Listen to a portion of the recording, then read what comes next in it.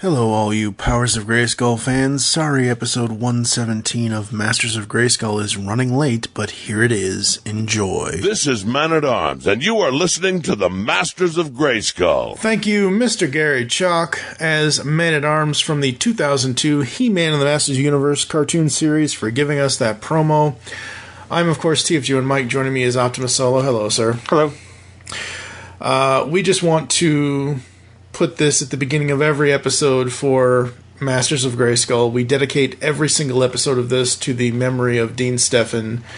Dean, who was the writer, story editor, all that kind of stuff on the 2002 He-Man series, passed away May 15th of 2018. And not only are we doing this because we're finishing our Powers of Grayskull series podcast, we're also, I feel at this point, doing this in the memory of him because the stories that he helped create and build for this series, it revitalized the Motu franchise, in my personal opinion. Yeah, absolutely. And it's unfortunate that we didn't have a chance to ever talk to him for the show, but we can at least remember him as we move forward. Absolutely. And now, on with the show. I am Adam, Prince of Eternia, defender of the secrets of Castle Grayskull. This is Cringer, my fearless friend. Fabulous.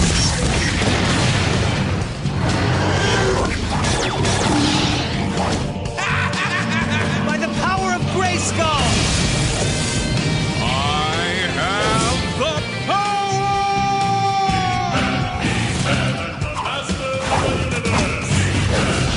Hello, this is OptimusSolo, and welcome to the 117th chapter in our Powers of Grayskull series. With me for this journey into the Masters of the Universe franchise is TFG1Mike. Hello. Hello.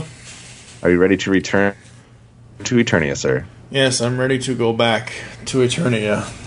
All right. Well, in this episode of Masters of Grayskull, we will be giving you our thoughts on the next 3 episodes of the series, which are Episode 27, The Last Stand, Episode 28, To Walk with Dragons, and Episode 29, Out of the Past. We have reached Season 2, so we hope you're ready, because it's time to go back to Eternia. Previously on He-Man and the Masters of the Universe. The state of high alert is no longer in force.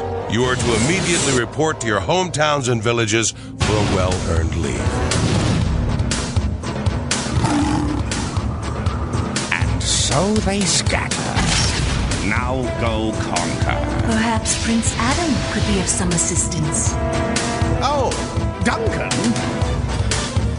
All right, first up today, guys, is episode 27, which is also the first episode of Season 2. It's titled The Last Stand. It's an air date of October 18th, 2003, written by Dean Stephan. And, guys, if you remember, we left off Season 1 pretty much on a cliffhanger. We had the Council of Evil, had basically captured all of our masters. And then you also had the evil warriors who were captured. So basically it was the Council of Evil, and they were hunting down Prince Adam, who found himself outside of Castle Grayskull. And then obviously we have a situation where he thinks his friends are showing up, but it's actually the evil warriors. So now it's all of the Council of Evil as well as the evil warriors coming after Adam and trying to break into Castle Grayskull. That's where we find ourselves when this episode picks up. Mike, what did you think of The Last Stand? I really dug it. I thought it was interesting. I know this is Season 2, Episode 1, but I really think we should have had this in last week's episode of the podcast, because ending on that cliffhanger, I'm like, wait, what? That's it? We had to do that to the listeners, Mike. We had to cliffhang them. We had to make them wanting to come back to see what else happened. And I'm so glad I only caught this series at the time, intermittently at the time, because if I was paying attention to this and I would have had to wait 3, 4, 5 months between, I would go crazy, especially in the age of now, being able to stream episodes on Netflix or wherever you stream stuff, Hulu, Sling TV, whatever you end up using. That would have driven me nuts. But yes, this episode, I love this episode. I think all of the animation is great. The action is awesome. I love that Adam doesn't care. Like, he'll mouth off to Skeletor. He don't care. Just out of curiosity, Prince Adam, how did you plan on stopping me? With your good looks? Laugh all you want to, Skeletor. The Masters will be here any second. Oh, I think not. Yeah. So I love that Adam is kind of, it's not really character development, but like he's kind of not just, oh, sorry, Skeletor, I'm just a kid. You know, he's kind of picking up on the He-Man stuff, and part of this, I guess you could say, 3-part arc or whatever you want to call it, is that he doesn't have his sword. That's why he's Adam. He had to become Adam to get out of the binds that he was trapped in, and then the sword went bye-bye for a while. Right. Until we had a nice little magic show with Orko. Basically. Yeah, basically. Things I liked about this episode. I like the samurai ponytail for Man-at-Arms. I like that's what they've kind of done with him in the series. I don't know if I'd mentioned that before, but it's something that they brought up in the commentary on this episode. So wanted to bring that over again. It's another in a series of episodes that have pretty epic battle scenes. Something that kind of separates this series maybe from some of the other things we've talked about, or just other series like it, is all these all-on huge scale battles. And we get another one here today. Queen Marlena has some good moments in here, so I think that's good. She's not just kind of in the background doing nothing type thing. So I like a lot of those things. My only nitpick on this episode really is I don't know about the believability of this episode. First off, we have just where we've backed ourselves in the corner. Adam's facing insurmountable odds, and our way out of that is just Orko brings the sword, which I guess is fine. But He-Man takes on all of them by himself. All of them. Well, he is He-Man. I mean, at least he's not trying to... I get that. But at least he's not trying to, move water by, carrying it in a, in a rock formation. I would get it more if it was like he was battling a group that consisted of Trapjaw, Triclops, Beastman, and, some Clawful or something like that. But you have Evelyn, you have Skeletor, you have Count Marzo, you have the big giant ogre things. Like, that's... I don't know how much I can buy that he just single-handedly defeats all of them. But he is He-Man, so if anybody's going to do it, I guess it's him. I can buy that he's fending them off. He's not completely defeating them, because this battle takes a good majority of the 22 minutes of the episode. So I can believe that, oh, hey, he's going to knock down Evelyn, or he's going to knock down Marzo, and then he's going to go over to, Clawful or whomever, or, one of the three giants. But those characters that he knocked down are still going to get back up. So it's not like he just, swung his sword around really quickly, let a bunch of lightning come out of it, and struck everybody down and killed them all right then. It'd be cool if he could do that, but then it would be a really short show. So I believe the fact that he can fend them off. You're right. Not even though he is He-Man, I'm not so sure he could actually defeat all of them. But I think the thing about this is that was the point. He's not supposed to be defeating all of them. He's supposed to be buying time until something somehow happens. Like you said, Orko shows up, gets him the sword. At the end, we have Mossman coming in with all the Masters, and we have Zodak and the Sorceress and everything else. So, again, he's just killing time more than killing evil warriors. Right.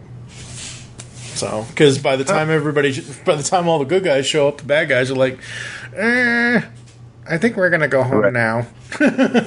No, I mean, I think if you pair this with the other episodes and kind of did it all as like one big long, like almost not like movie style, but like one mega episode, I think that's really good. I think if you're breaking them down like they do in these episodes, this one might not be as good as the other ones to me, just barely. But I still enjoyed it, and I still think it's good as part of that kind of epic story that they told. Yeah, see, I felt the storytelling got a heck of a lot better here. And the storytelling will get better as the series goes along. Not that it hasn't been bad to this point, but as we've said, there are a few little things. I really don't have anything negative for this one. I actually really enjoyed this. I've seen this episode like 4 times now. So, because as I mentioned multiple times in this series of podcasts, I have to watch it, take notes. I have to watch it to record the audio. I then have to basically listen back to the thing to get out, the funny clips and things like that, or the serious moments that we want to showcase in the final product of the podcast. So, yeah, I still very much dig this. Yeah, I think it is good. What kind of power swords or havoc staffs or ratings do you give this one? Power swords to everybody, even Orko. All right. Sounds good. I don't really have, I guess maybe a power sword to Queen Marlena, or he for taking everybody on. Episode rating, I have a feeling you're going to be a tiny bit higher than me. I am at a 3.5. 5. 5? Easily. It's not a 5 episode. Easily 5 episodes for me. 4 or maybe even a 4.5. It's not a 5. There's a 5 written down on the script that you gave me. So Disagree. Well, just because you disagree doesn't mean you don't have to put it down on your thing, which you do. So I'm putting that's what you put it. I think you're wrong. Now, bow before me.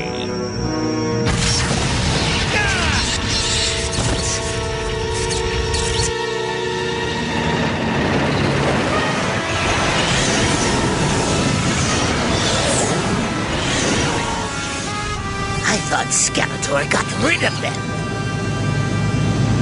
My evil warriors, free at last from that accursed Eternian prison. Yeah, we had a little help. Oh? From whom? Oh, from that cope. We mustn't trouble the great Skeletor with details. He has far more important things on his mind. Indeed. I see you've wasted no time in replacing us. Replace you, dear Evelyn?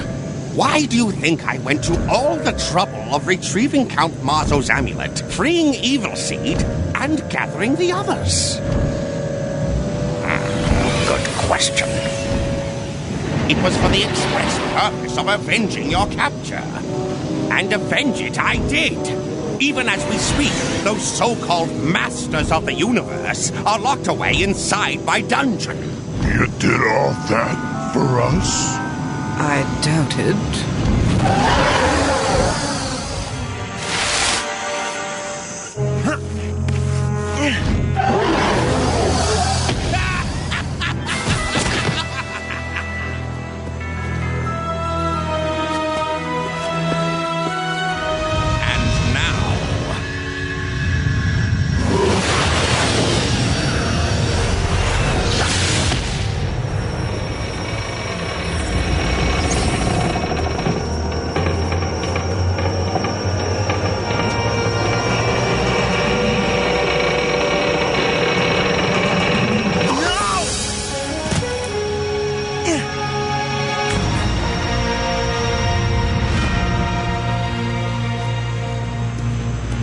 Before I blast you!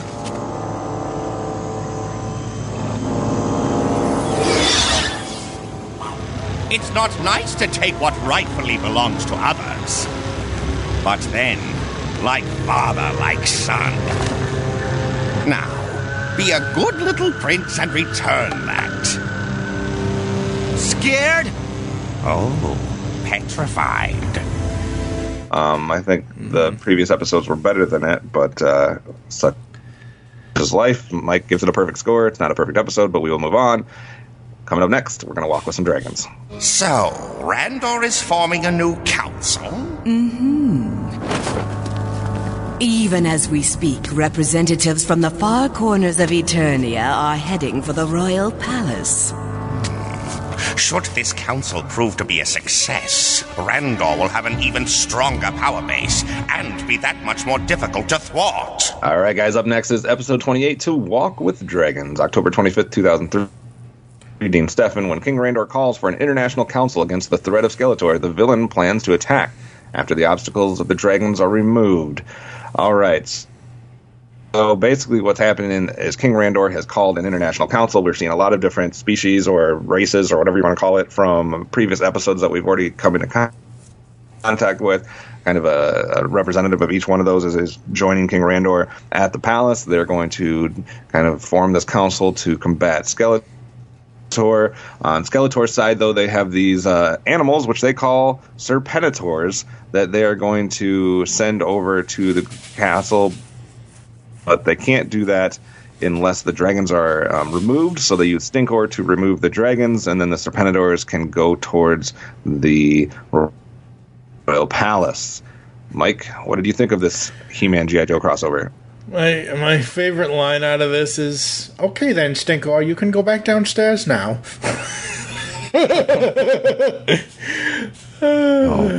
I could not stop getting the Serpentators out of my head. Yeah. It's Serpentor. Yeah, it's He-Man G.I. Joe crossover. Oh my goodness! Can you just imagine what '80s Cobra Commander and 2002 Skeletor would try to do to?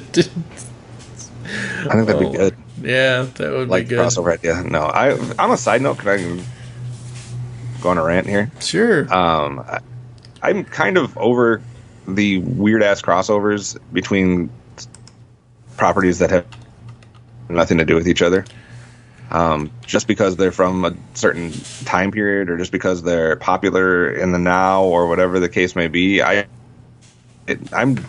don't get it. It makes no sense to me. I don't need, like, I get it if it's like somewhat in the same universe. Like if you had, I don't know, like let's say you had a Thundercat Silverhawks crossover, maybe I could buy that, or even like a G.I. Joe and a Mask, because they're both human people on Earth type thing. Like I could buy that.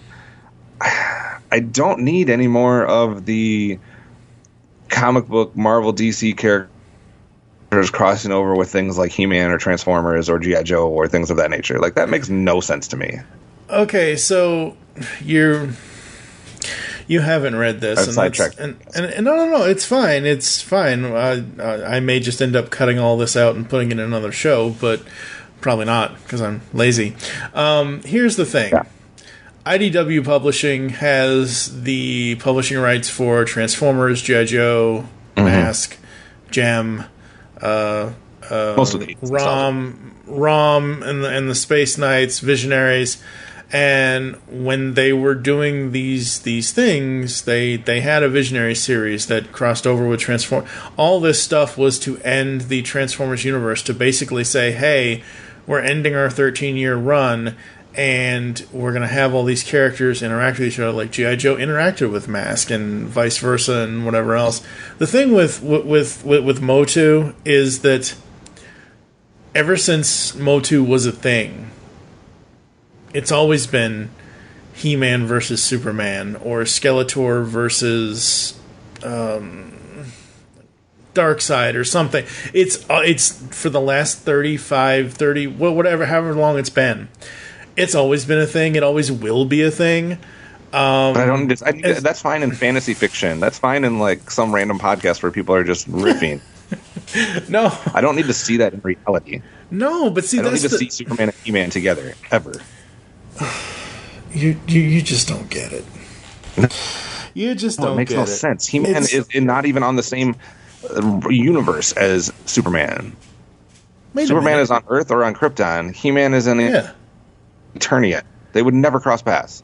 Well, as the original series, told us, Earth and Eternia are in the same universe because Marlena is of Earth.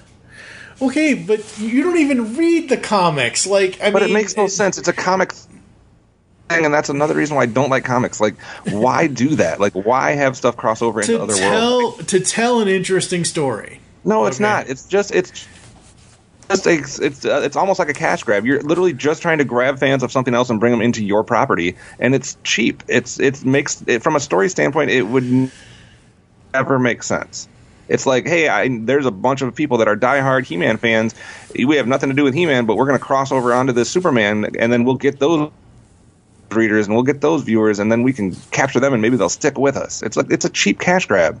If it would make sense, I get it. Like I said, if it's if you're crossing over Thundercats and Silverhawks, maybe. I mean, they were in the same somewhat universe, I guess. Or I don't have a bigger problem with like the G.I. Joe and the Mask.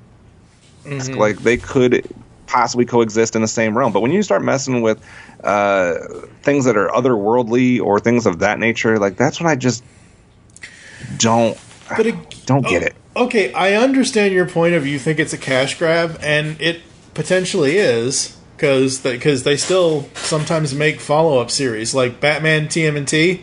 That first series was a great story. It was well written. The art was amazing. They have Batman TMNT 2, and they've got currently running Batman TMNT 3.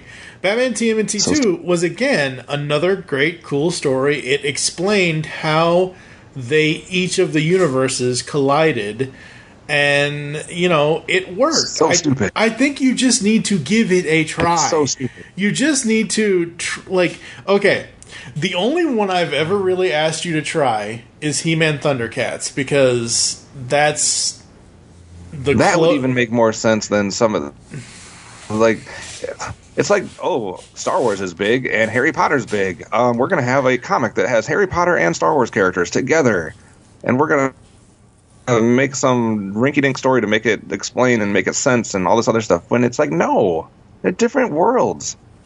I don't need that. Sorry, that's my rant. So I guess I shouldn't even talk about, because you already ranted on the comments section for that when that was posted. I shouldn't even mention the Turtles Power Rangers crossover that's coming, right? That's just garbage. Makes me not want to be a fan of the Turtles anymore. Oh, stop it. Anyways, I like the New Good Council. Like a G.I. Joe reference, as long as they don't put Serpentor in the episode, I'm good. Hey, we actually got to see Beastman use his power for once. That's cool. I just say this because I feel like it's been like a billion years of... Not a billion years. It's been a billion episodes we've covered on the various podcasts so far that are at Motu, where we've seen Beastman and he's done nothing with his power to communicate with animals and to use his power over them. So I was like, hey, we get that again. That's cool. Yeah, I mean, this episode is all right. But compared to others we've gotten, it's kind of a meh episode for me. Maybe it's because we just came off of that epic, end of season 1, beginning of season 2, multi-episode story. But this one's like, it's almost like a one-off to me where I'm kind of like, eh. And I also think that it's kind of silly, and I'll give you a chance to talk in a second, I'm sorry. There's... I don't know. I don't know if it's necessarily bad animation, but the decision to have like 1,000 dragons that are between Snake Mountain and the palace, like Stinkor comes off and like all the dragons fly away, and there's like, God bless it, like 1 million dragons that flew away. Like dragons are not that prevalent. Like you need to have like in my world, in my vision of Eternia, there's like less than a dozen dragons. You know what I mean? Like, there's maybe a dozen dragons. It's, you got Granomir somewhere, and you got, like, a smattering of a few more here and there, but it's not like you're just walking down the street and, oh, there's another dragon, because that's what they made it seem like when there was 1,000. It was like when you walk by a tree that's full of birds, and you disturb it, and all of a sudden, like, 50 birds fly away. That's not how dragons are. So I had a problem with that. Man, and people think I'm negative. Come on, that was way too many dragons they put in that animation. But why is there 1,000 dragons? Hello, it's an entire Eternia. Like I could see if it was like, oh, the dragons that just live in the Ice Mountains, or the dragons that just live in the Evergreen Forest, or the dragons that just kind of hang out around the Palace of Eternos. But they said the entirety of the planet. So think of dragons in this series as the American... Apparently as robins. Okay, well, finches. I was going to say the American bald eagle, because those are extinct too. But no, there was more... There was more dragons than eagles. It was literally like whatever the most common bird that you have in your area, that's what they turned dragons into in this episode. Oh, so they're pigeons now. Great. Yeah, they might as well have been pigeons or whatever. Lord. Like, it was so stupid. Like, there should have been like... a few dragons that flew away, like maybe even a couple dozen I would have bought, but they put hundreds on the screen. All right, that's a nitpick. I know it had really not much to do with the rest of the episode, but this is just a meh. It's a one-off episode. Do you agree or disagree? Are you giving away any power swords or havoc staffs? Don't tell me you're going to give a havoc staff to the million dragons. I'm giving a havoc staff to whoever decided there was a million dragons, and I'm giving a power whoever named the other thing Serpentator. Because that's ridiculous. Like, you can't name something that without knowledge of Serpentor, right? Right. You don't just come up with Serpentors. Okay, so we're going to add a syllable. I don't watch this. What I'm going to ask you if you do. I don't know if you do or not. I don't know if Amanda does or not. You guys watch Stranger Things? Yes. Okay. So in Stranger Things, they have all these references, correct? They do all these things that are supposed to reference other things, correct? Right. Correct. Okay. I just want to make sure I have that right, because I know nothing of the series. I have not watched any of it, but I wanted to make sure I had the general... It just takes place in the past, so there's references to a lot of stuff that existed in the past. Exactly. Well, look at it this way. Anything that they reference, or anything that they throw in here, like Serpentator...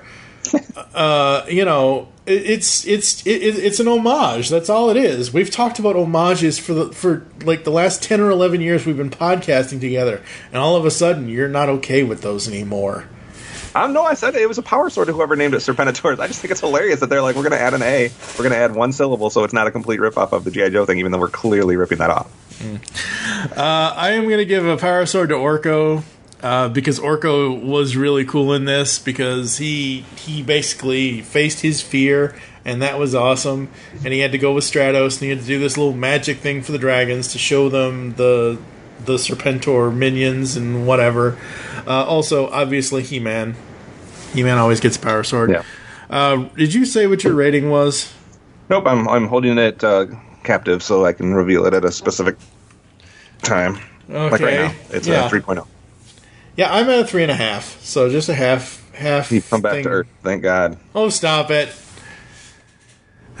Stop it! So it's the middle of the road. It's a slightly above average episode, but it is what it is. It's just kind of, I think, bad timing coming off of the episodes we've just got previously. So we're going to take a break. When we come back, it's the last episode for today. We're coming out of the past with episode 29 next.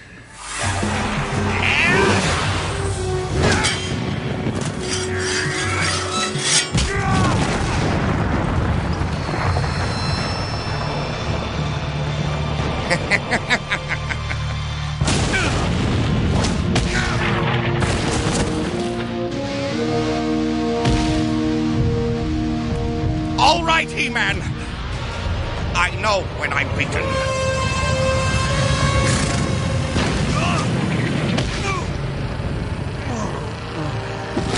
I do hope you don't bruise easily, He-Man.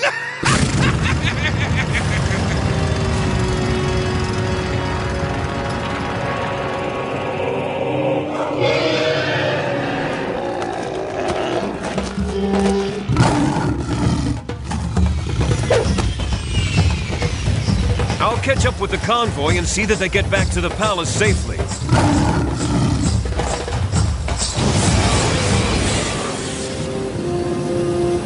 My father was right. He predicted Skeletor would ambush the council members. Last up today is episode 29, Out of the Past, November 1st, 2003. Dean Stefan, all day today. Tila finds herself onto a village called Palesia, where she falls from her sky sled. She awakens to find that she is in the company of small creatures, Palesians, who believe her to be someone of great importance from their past. So, first off, in this episode, we learn what Oedipus, what his race is called, Palesians. So anyways, we have Tila. She falls into this land that apparently the sorceress at one point also was a part of. I'm not going to go too much into it because we'll get through it while we go through our things that we like and dislike, but basically this is a story that's going to hint at some of Tila's backstory. It's also going to give us some of Sorceress's backstory. What did you think of this episode, Out of the Past?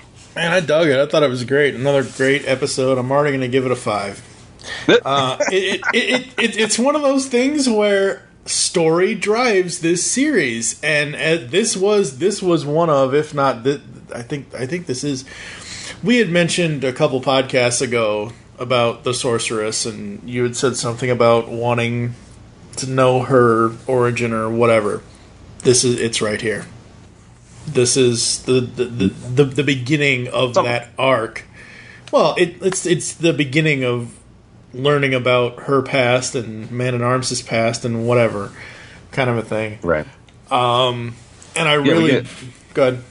We basically get to set the stage, I guess, a little bit more. We get a flashback in the beginning of the sorceress in this town. So the sorceress finds herself in this town of Plesians, and it gets attacked, and she basically has to summon all of her powers to fight back the evil and save the village. And this happens to be the same village now that Tila finds herself at. But while the sorceress was there, she also took care for a human, I guess you could call it, a human man. So she carried him and brought him back to health, and then had a baby with him. So they got it on. They kind of skip past that part because it's, a cartoon. So that happens, and so basically they have a child, and that child is, of course, Tila. But we don't actually get to see who the father is. He's covered in bandages, and we don't really ever get to see his identity. So continue with what your thought was. To defeat an enemy, one must think as he does.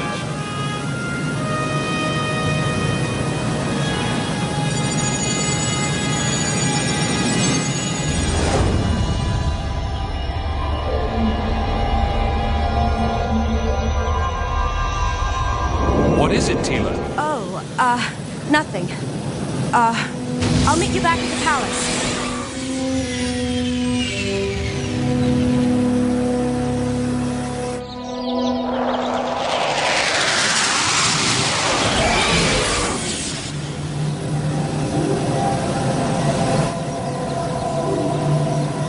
It's as if I knew that village was the...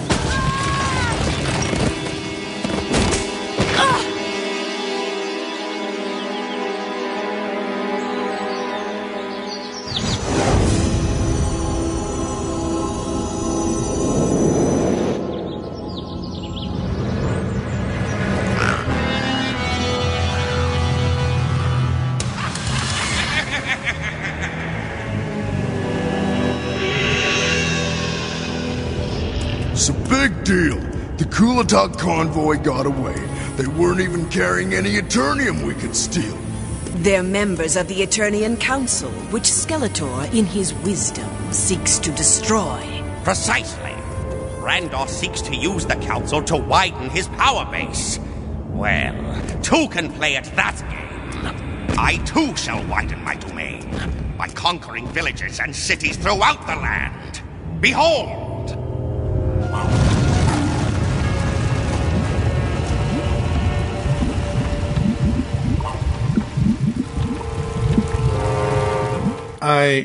I still want to,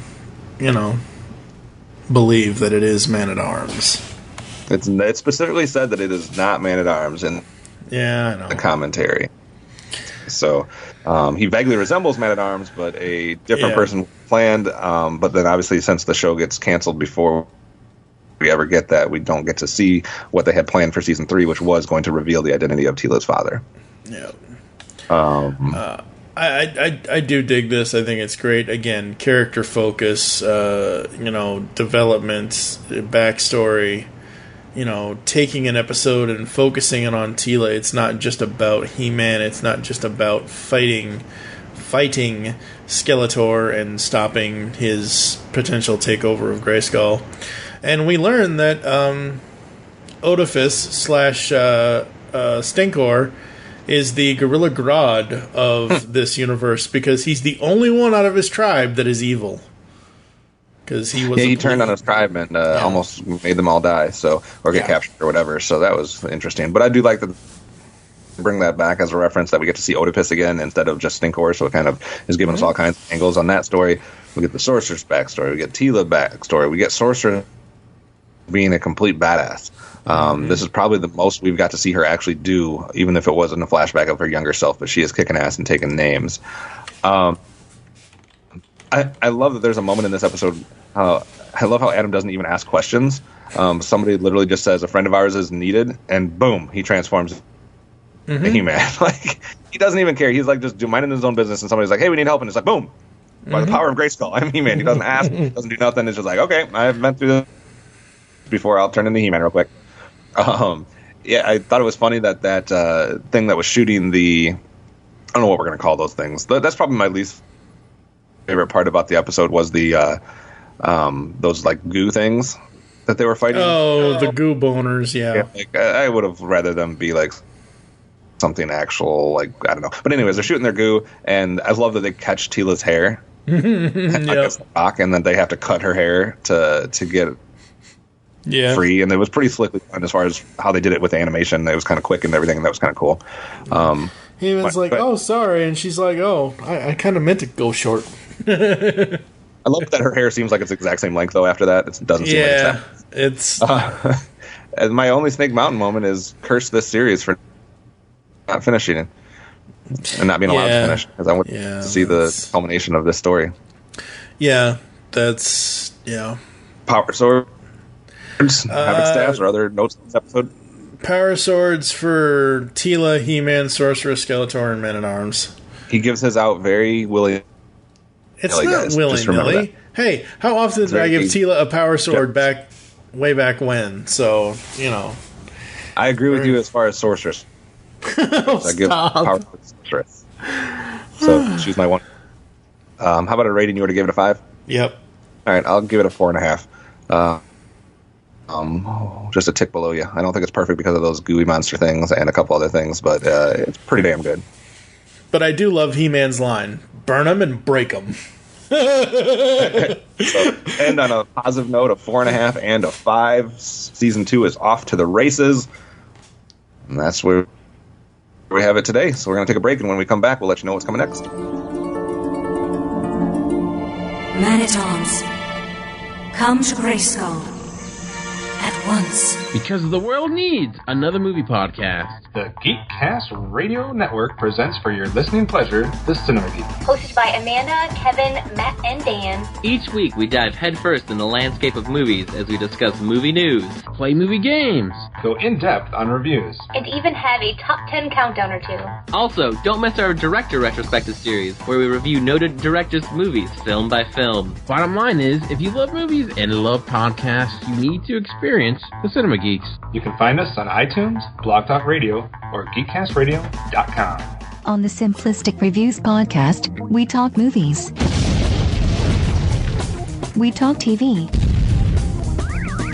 We talk... Hello, Julie, what the heck are you doing? Trying to make our spots sound more exciting by adding explosions.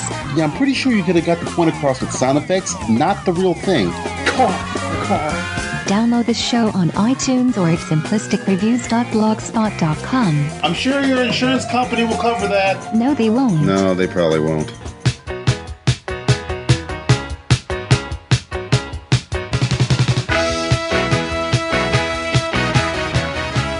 Hi, I'm Terry Smith, the host of Music Talks, the podcast where I ask guests a simple but beguiling question. Choose a song from each decade of your life and tell me why these songs mean so much to you. Guests and listeners love this format, and if you want to find out why, then take a listen at musictalkspod.buzzsprout.com or use your favourite podcast app. Just search on Music Talks Terry Smith. If you'd like to be a guest on the show and...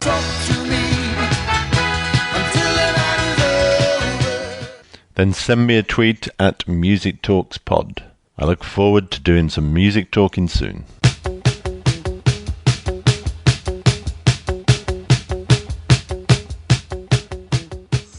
What I am about to recount, no mortal has ever been told.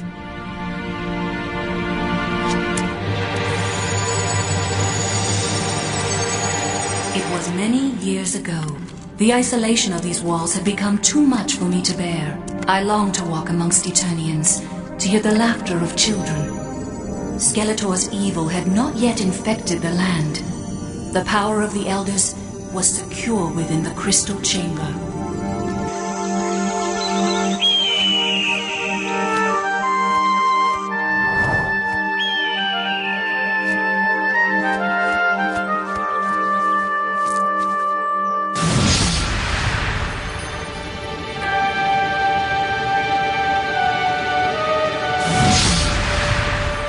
I came upon a peaceful village. The villagers were welcoming and generous, offering me food to eat and a place to sleep. There were simple pleasures to be had. For the first time in as long as I could remember, I felt at peace. We are back here on Masters of Grayskull inside the Powers of Grayskull series. 2 out of 3 good ones today. Really enjoy. Walk with Dragons. No terrible ones. No. 3.5 and a 3 are not bad ratings. That's very much middle ground. And there weren't too many moments where, characters were... There actually weren't any moments, really. Even Orko wasn't acting like he was his normal idiotic character self. So there's that. Any other final thoughts before I close it out? No, Season 2's off to a good start. I'm anxious to relive some of the other episodes that are yet to come, and the frustrations of this series not being able to finish will continue. Mm-hmm. Thank you for listening to us as we are the Masters of Grayskull. If you'd like to get in contact with us, leave feedback for the show, there are several ways to do so. Visit the website, geekcastradio.com, where you can comment on this and all of our posts, podcasts, written stuff, and whatever else.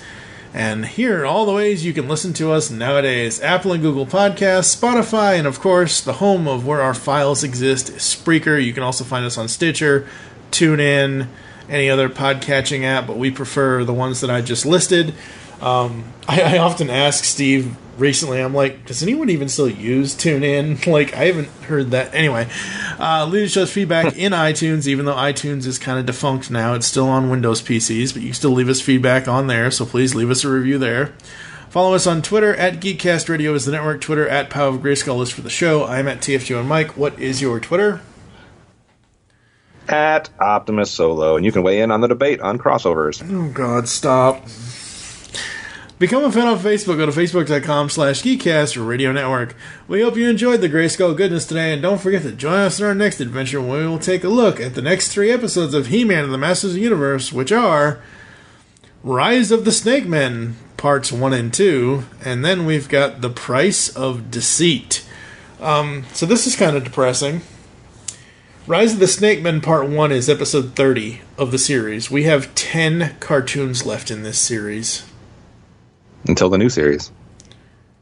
Well, yeah, but that's a limited thing. I'm just saying, as far you're talking about, having the issue with this series ending too soon.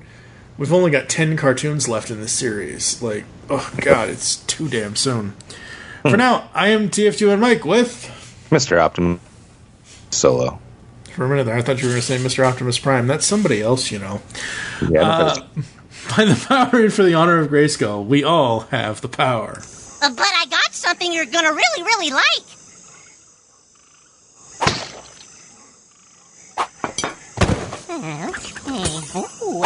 Wait.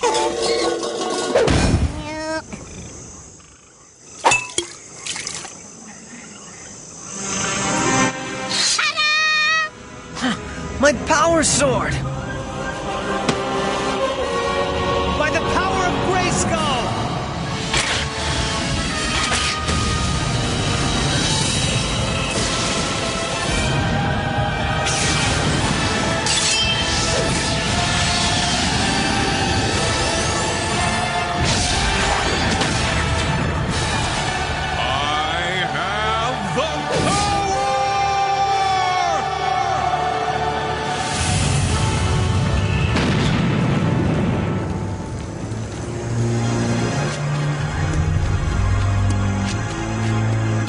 He-Man, you may have it, but Skeletor's about to get it! Where did you get this plot synopsis?